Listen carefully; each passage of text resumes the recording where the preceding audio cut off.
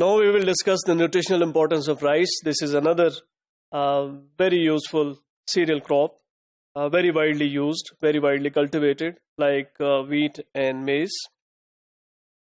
These are, of course, seeds of grass species.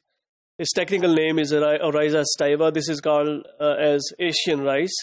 There is another variety of rice which is called as Oryza glabrima, which is called as African rice.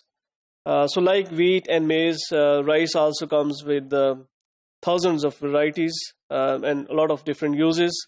If we talk about the cultivation of rice, normally there is the same practice. We need to flood the field with water. It needs a lot of water for actually producing these crops.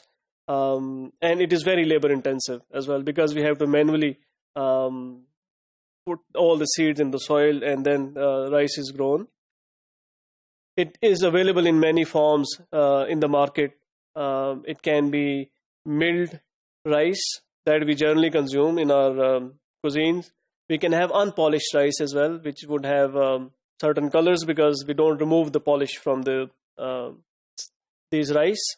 It can be in the form of a polished rice. It can be in the form of parboiled rice. Parboiled rice is basically half-boiled rice that have not been properly processed, but it makes it easy to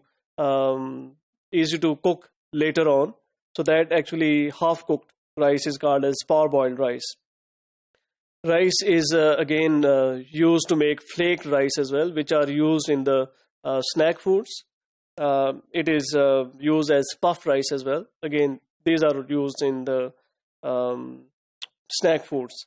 So these are all different kinds of rice products available in the market. And the nutritional value of rice would depend upon the kind of milling. As I said, for other crops or other cereals, everything applies here as well. If we have aggressive milling and polishing, that would mean more nutritional loss from the bran as well as from the polish component. So if we polish the rice, we would lose higher amount of thiamine, an important vitamin.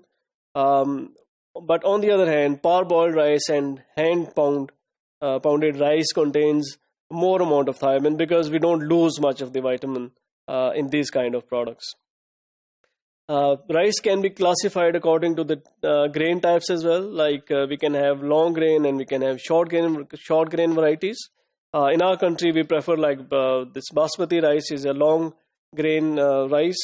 It is used as table use. It has got table use, but the medium and the short varieties of these rice are basically used for the kind of product that you involve grinding before we use these products into the final product. So basically, long grain is used for table use.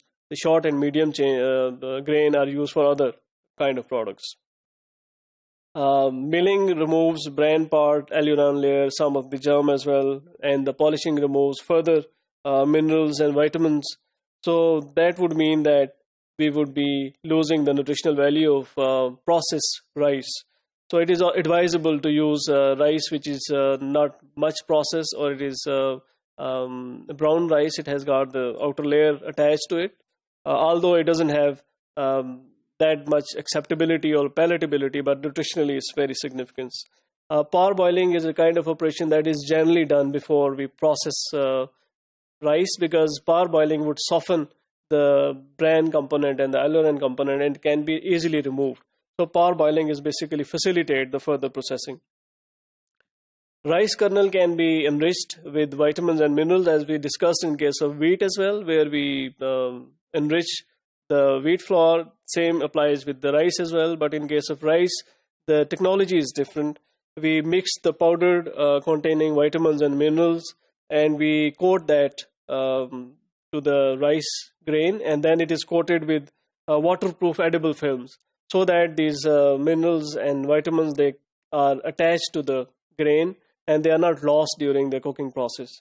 So this is how we normally enrich the rice flour, because the processing would lose these vitamins and minerals. So in order to cover those losses, this is a kind of fortification that is done in case of rice. Rice does not have much protein as we have in the case of wheat. It is predominantly a starchy product, and there are not sufficient amino acids as well. And another component is that it uses twice the amount of water as compared to the amount of rice. So most of the cooking would involve this. That would also mean that we might lose a lot of nutrition from this discarded water. If we discard this water, we might lose a lot of nutritional components, some of the minerals and vitamins as well.